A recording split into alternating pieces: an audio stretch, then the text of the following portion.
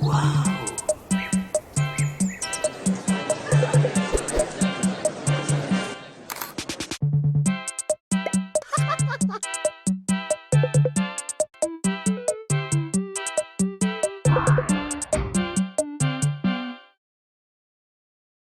va regarder le cas de Eugène Delacroix. Joseph Pennell, toujours ce graveur, envoie un texte au studio, au magazine anglais, en 1893, dans lequel il écrit « Je ne vais pas dévoiler les trucs du métier, et ce faisant, je ne doute pas que je recevrai la bénédiction silencieuse d'une multitude de nullards parmi lesquels je me trouve. » Alors peut-être, effectivement, un certain nombre de nullards, dit-il, ont utilisé la photographie. Mais ces grands maîtres comme Delacroix n'étaient pas des nullards. Et pourtant, Léon Risner était le cousin de Delacroix et très fréquemment, il a été pris en photo. Léon Risner était le cousin de Delacroix et il a pris quelques photos. Nadar également, où il y a une certaine autorité chez Delacroix, et vous avez Carja également à la fin de la vie de Delacroix, il y en a beaucoup d'autres, qui présentera un portrait avec une certaine distance entre le maître et le public. Et pourtant, il n'a guère apprécié ces photographies. Dans une lettre de juillet 1858 envoyée à Nadar, Delacroix sollicite d'en anéantir les épreuves. Dieu merci, Nadar n'en a rien fait. Faut-il penser qu'il méprisait la photographie? Pas tout à fait. En fait, regardez la réflexion qu'il fait dans son journal. « Je me vis dans une glace et je me fis presque peur de la méchanceté de mes traits. Les muses ont été pires que des courtisanes. » C'est-à-dire qu'il n'apprécie pas son visage. Ça n'est pas la photographie qu'il n'apprécie pas, puisqu'il fera partie des membres fondateurs de la Société d'héliographie et il favorisera l'entrée au salon en 1859 de la photographie. Il est loin d'être un ennemi de la photographie. Il en fera divers usages, donc les autoportraits un petit peu forcés. Il fera une documentation photographique et nous verrons ensuite comment il va travailler à partir de la photographie. La documentation photographique des œuvres était importante. C'était une manière bien moins coûteuse de reproduire, on n'avait pas à payer un graveur, juste un photographe, de reproduire ses œuvres. Son cousin lui avait proposé de créer un album rétrospectif de ses œuvres en 1953. Apparemment, le projet n'a jamais abouti. Par contre, ce qu'il faisait, on le sait, c'est qu'il prenait régulièrement des photos de ses œuvres une fois qu'elles étaient terminées, parce qu'une fois vendues, il risquait de ne plus les voir. Quand c'est à Saint-Sulpice, ça va, quand c'est de Luxembourg, c'est bon, mais si les tableaux sont vendus à des étrangers, il ne pourrait plus les regarder. Et puis, la documentation photographique, c'est non seulement de son œuvre, mais c'est aussi des œuvres du passé, des œuvres de ses pairs. Or, écoutez ce qu'il nous raconte dans son entrée du journal de mai 1953, alors qu'il était en compagnie de son ami Pierret et de son cousin Risner. Il fit une expérience. Je leur ai mis sous les yeux les gravures de Marc-Antoine. Nous avons éprouvé un sentiment et presque de dégoût. Je vous rappelle que c'était des représentations de Marc-Antoine, enfin par Marc-Antoine, de Raphaël. C'est quand même pas rien, Raphaël. Et pourtant, répulsion et dégoût. Pour l'incorrection, la manière, le peu de naturel, malgré la qualité de style. La seule qu'on puisse admirer, mais que nous n'admirions plus dans ce moment-là, était c'était la seule chose qu'on pouvait encore admirer. En vérité, qu'un homme de génie se serve du daguerréotype comme il faut s'en servir, et il s'élèvera à une hauteur que nous ne connaissons pas. Parce qu'en fait, il est en train de dire que ces gens-là ne savaient pas dessiner et qu'on a besoin de la photographie pour apprendre à dessiner, justement. C'est en voyant surtout ces gravures qui passent pour les chefs-d'œuvre de l'école italienne, qui ont lassé l'admiration de tous les peintres, que l'on ressent la justesse du mot de Poussin, etc. Raphaël est un âne. Je ne sais pas si vous voyez jusqu'où il va. La machine nous a rendu un détestable service, il nous gâte les chefs-d'œuvre sans nous satisfaire complètement. Et en fait, ce n'est pas cette photo qu'il a utilisée parce qu'elle a été prise plus tard, mais il utilise ce type de photo commerciale pour prouver que Raphaël, finalement, était peut-être un âne, effectivement, que ses proportions étaient détestables. Et au hasard d'une promenade dans un passage parisien, dans la galerie Vivienne, il nous raconte que cette même année 1953, il tombe sur une photographie de l'élévation en croix de Rubens. Ce qui m'a attiré, c'est l'élévation en croix de Rubens qui m'a beaucoup intéressée. Je vous rappelle que c'est un modèle Rubens pour lui, c'est le grand coloriste de la Renaissance flamande, et il est le coloriste du XIXe siècle. Voilà ce qu'il va en dire. Les incorrections n'étant plus sauvées par le fer et la couleur paraissent davantage. Donc il est horrifié finalement par les incorrections du passé, et il faut utiliser le daguerréotype pour se corriger, et il va le faire. Il va le faire à partir, comme tous, des autoportraits. Il commence, donc il a dû faire cet autoportrait au fusain probablement peu après ce daguerréotype pris en 1842, mais surtout il va travailler à partir de photographies commerciales, comme celle de Louis-Camille d'Olivier ou de Julien Valou de Villeneuve. Et puis surtout, il va avoir un album de photos faites par Durieux qu'il conserve chez lui, qu'il ne cache probablement pas, mais ses pairs n'étaient pas au courant, il sera racheté par Burti à sa mort. Il y avait 32 photos dedans, à une exception près, toutes ces photos ont été prises sous la commande de Delacroix, qui a choisi le floutage, les dégradés, les mises au point, les effets de brume, un certain dénuement décoratif par rapport aux photos commerciales. 2 séances le 18 et 25 juin 1854 à partir de négatifs papier, donc qui transmettent ce grain. Les voici. Vous remarquerez que Eugène Delacroix travaille à partir de ces photographies. Le buste de cet homme ici est exactement repris là. Il est possible par contre que ce 3/4 d'un homme assis ne soit pas travaillé à partir d'une des photographies de l'album, mais qu'il les a croquées le jour des séances photographiques. On peut continuer, il y a toute une série. Voici la planche 15. Retrouvez la position ici, le profil là. Il travaille les proportions et il travaille les jeux de tonalité. On peut continuer ici avec ces 3 hommes assis avec pour seul accessoire ce bâton que vous retrouvez dans les dessins de Delacroix. Encore ici, la planche 15, il travaille cette fois le haut du buste, la tonalité, le genou, l'anatomie. On a une autre entrée dans son journal, avoir les photographies d'Urieux pour emporter à Dieppe. Qu'est-ce qu'il faisait en fait Delacroix? Tous les jours, comme un musicien fait ses gammes, il faisait ses croquis. Et ses croquis, il n'allait pas tous les jours dire à un modèle « Est-ce que vous voulez bien venir ?» Qu'est-ce qu'il faisait? Il s'entraînait, il faisait ses gammes dessinatoires à partir de l'album d'Urieux. Voici un dernier exemple donc qui montre à quel point il était effectivement habile, on le savait en peinture et en coloration, mais également en dessin. Dessin fait à partir de ces photographies. En 1854, il dit dans son journal qu'il veut faire une odalisque à partir d'une photographie. C'est la seule fois que nous disposons d'une photo à partir de laquelle il n'aura pas fait juste un croquis, un exercice dessinatoire, mais à partir de lequel il aura peint un tableau, cet odalisque de 57. Vous remarquerez que le bras n'est pas positionné de la même façon, il force le raccourci, la tête est légèrement plus étroite, le bras lui semble à la fois plus long et plus court puisque la main arrive plus haut sur la hanche, le tronc est rallongé, la jambe également est rallongée, tandis que les doigts de pied, apparemment, il ne savait pas dessiner un pied puisqu'on a l'impression que les pieds sont le long de la voûte plantaire, chose qu'il ne faisait pas quand il faisait ses dessins. En fait, il a parfaitement conscience des risques que représente la photographie. En 1850, il envoie un article à la Revue des Deux Mondes sous le titre « De l'enseignement du dessin ». Il parle des imperfections de la machine, c'est-à-dire de la photographie, qui reproduit avec fidélité et ne choque pas nos yeux quand nous regardons le modèle sans cet intermédiaire. C'est-à-dire que quand on voit les photos, on sait que ce sont des photographies et notre œil va corriger. L'œil corrige à notre insu les malencontreuses inexactitudes de la perspective rigoureuse.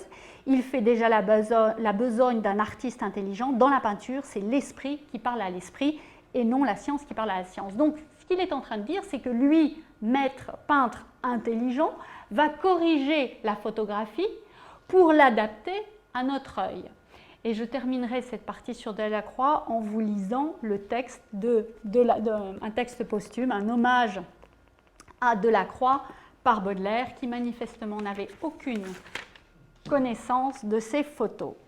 La nature n'est qu'un dictionnaire, répétait Eugène Delacroix fréquemment. Donc, il reprend dans son texte les mots que répétait Delacroix, la nature n'est qu'un dictionnaire. Mais personne n'a jamais considéré le dictionnaire comme une composition. Ceux qui n'ont pas d'imagination copient le dictionnaire. Il en résulte un très grand vice, le vice de la banalité, et j'ai envie de dire la banalité de ces peintres photographiques que vous avez vus tout à l'heure. Jamais Eugène Delacroix ne sera confondu parmi cette tourbe d'artistes et de littérateurs vulgaires dont l'intelligence myope s'abrite, il risque de regarder de très près la photographie, s'abrite derrière le mot vague et obscur de réalisme. Il ne les aimait pas beaucoup, les réalistes, et il les accusait de travailler avec la photographie. Il est évident qu'à ses yeux, donc aux yeux de Delacroix, l'imagination était le don le plus précieux, la faculté la plus importante, mais que cette faculté restait impuissante et stérile si elle n'avait pas à son service une habileté rapide. Ce qu'il ne savait pas, Baudelaire, c'est que cette habileté, justement, était travaillée à force de coups de crayon devant la photographie. On va reprendre donc les grands maîtres avec le cas du réalisme et en particulier le réalisme selon Gustave Courbet.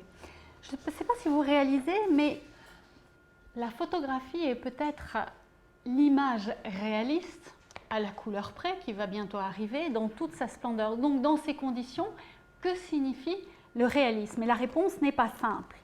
Dans son abécédaire de 1861, Théophile Gautier cite l'influence de la photo sur des auteurs comme Pinguilly-Laridon ou Auguste Bonheur, qui sont d'augustes oubliés depuis, qui sont passés sous la coupe de la fameuse niaiserie. Voici Auguste Bonheur qui fait partie de ces peintres qui travaillent à partir de photographies.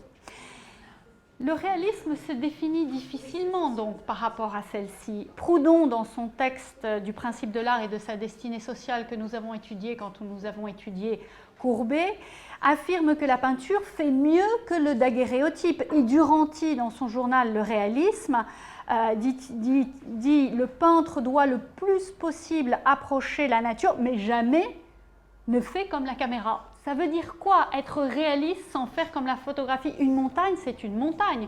Je n'ai guère le choix. Et c'est d'autant plus difficile avec Gustave Courbet que Gustave Courbet, lorsqu'il envoie l'enterrement à Aurore-Nance, qui fait quand même un 6 mètres par 3, il est grand, il s'impose, on va dire qu'il envoie la campagne dans les grands musées parce qu'il est trop réaliste.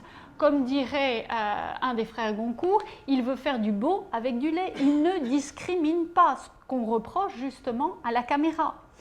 Et il écrit « Pour moi, je vous assure que je considère un homme avec curiosité comme je considère un cheval, un arbre, un objet quelconque de la nature, voilà tout. » Il ne va pas beaucoup nous aider.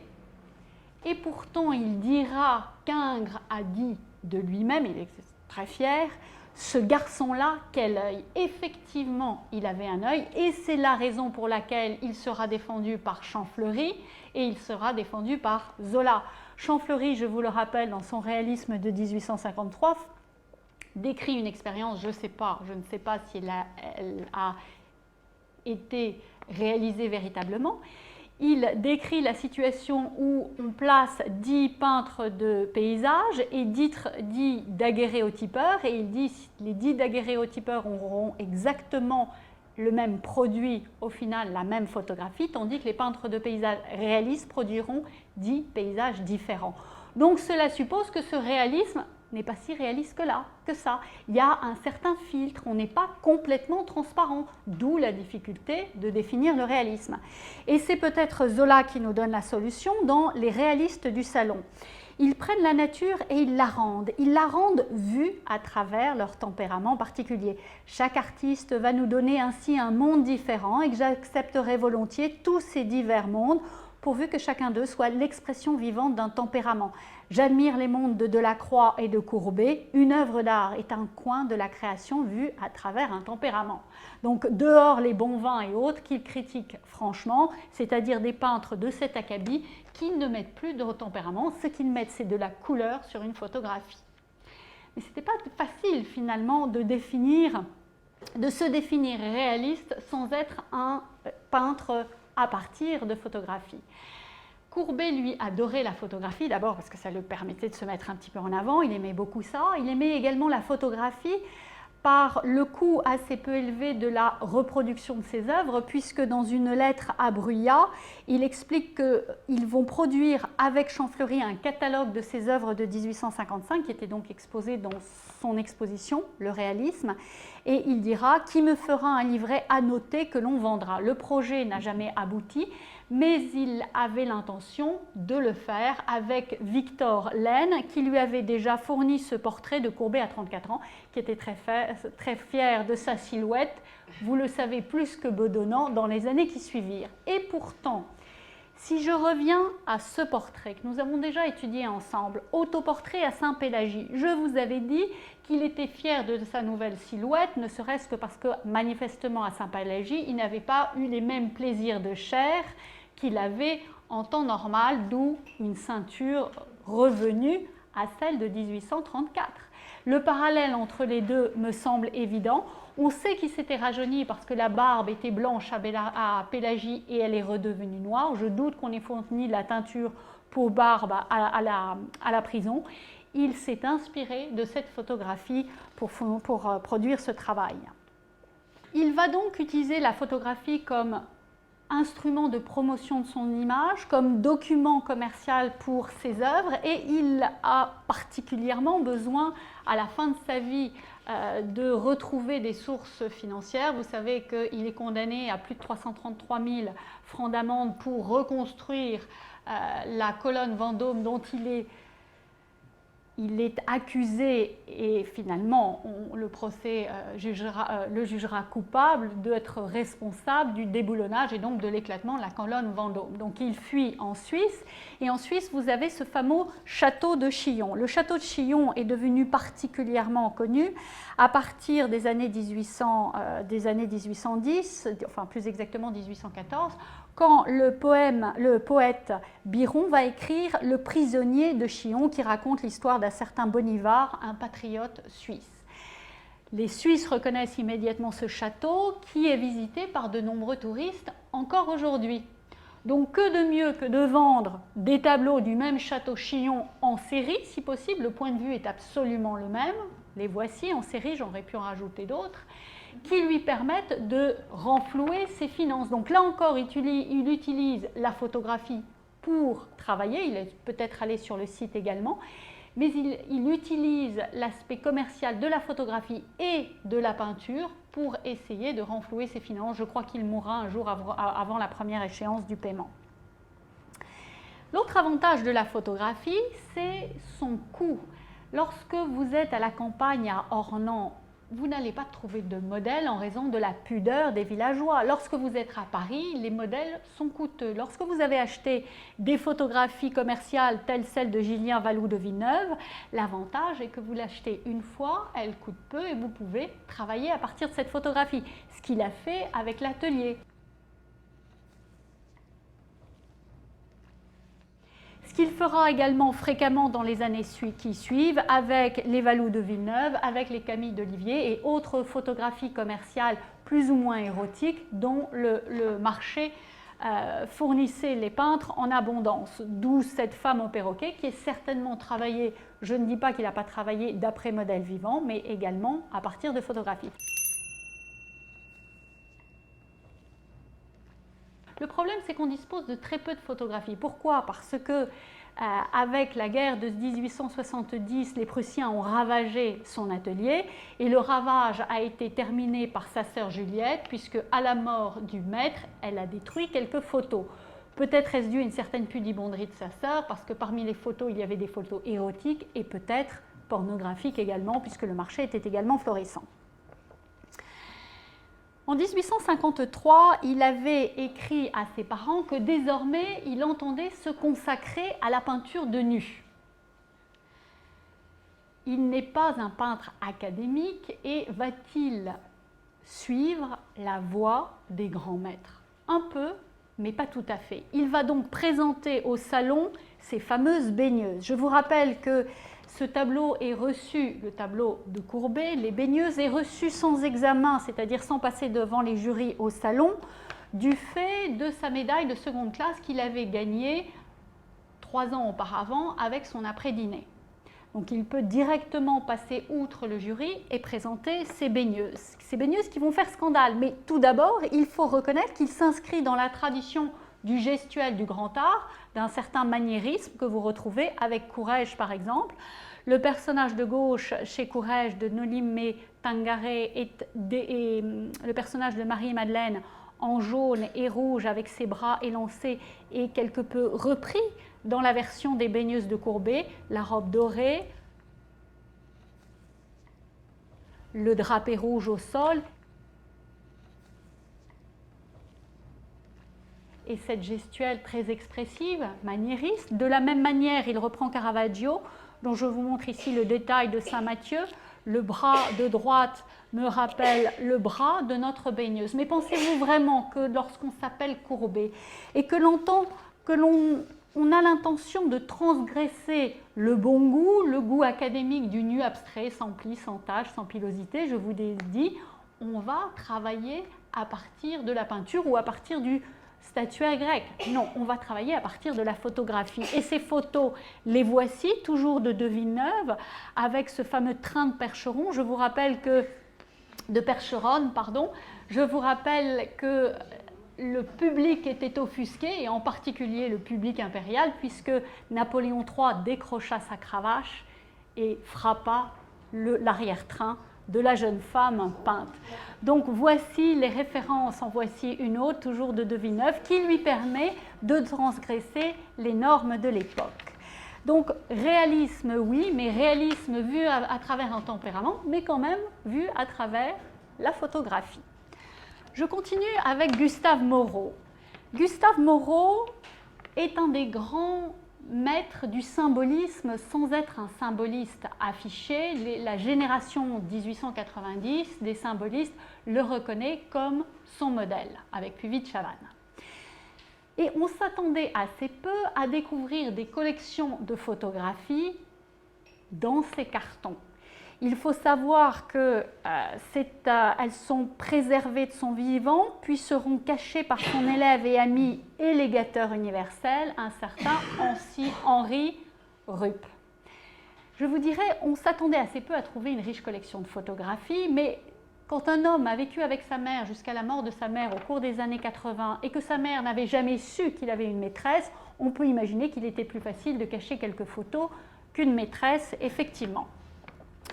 Mais on s'attendait peu à trouver des photographies chez un Gustave Moreau parce que ce peintre était un peintre de l'imaginaire. C'était un peintre, il est élu à l'Académie des Beaux-Arts à la fin des années 80, il est élu professeur aux Beaux-Arts au début des années 90 et nul ne soupçonnait la présence photographique dans ses œuvres qui sont des œuvres de l'imaginaire par excellence. Or, son travail, sa relation à la photographie s'établit à 3 niveaux. On va en étudier 2 aujourd'hui. Tout d'abord avec la photographie commerciale, c'est-à-dire des photographies qu'on achète.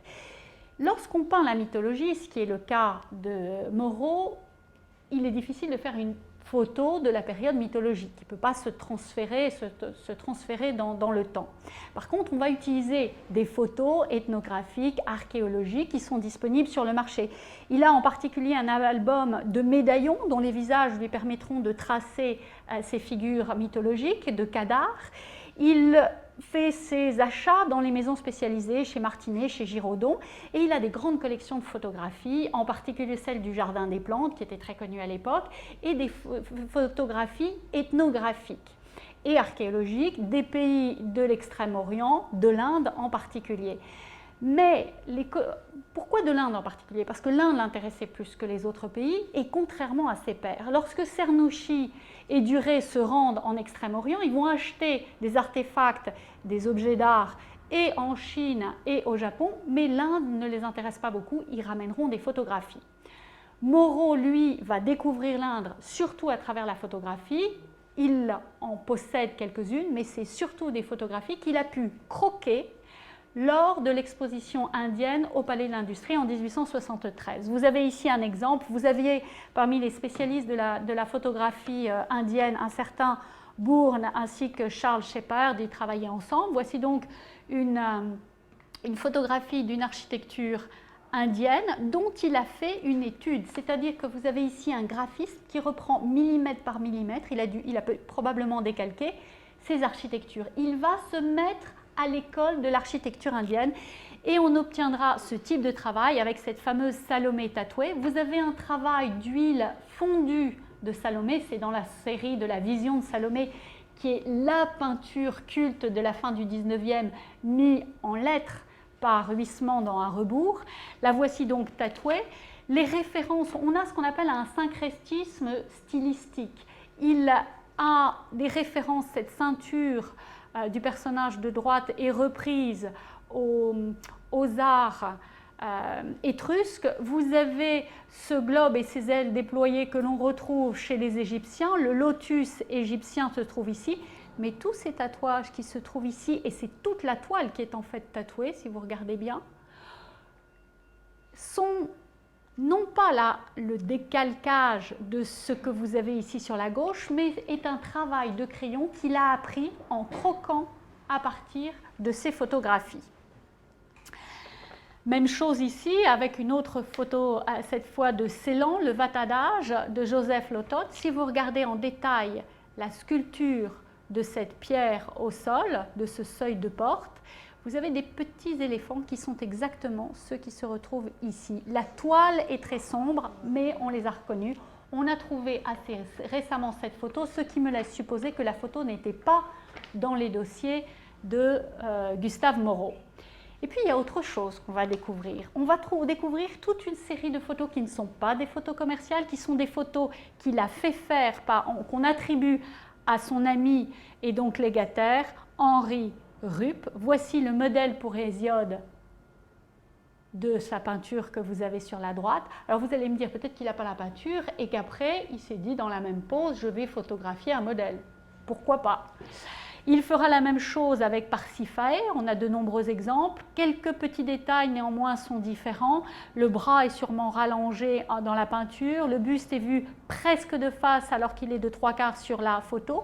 Mais ces photographies lui servent probablement comme de la croix, alors qu'ils n'ont jamais parlé de leur base photographique l'un avec l'autre. Il lui permet d'avoir les bonnes proportions, quitte à les modifier par la suite.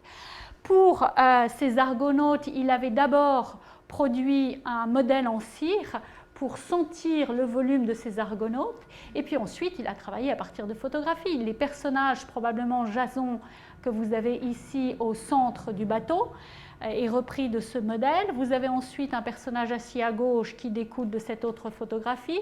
Celui assis à droite avec le genou plié se retrouve sur la peinture, et en voici un quatrième.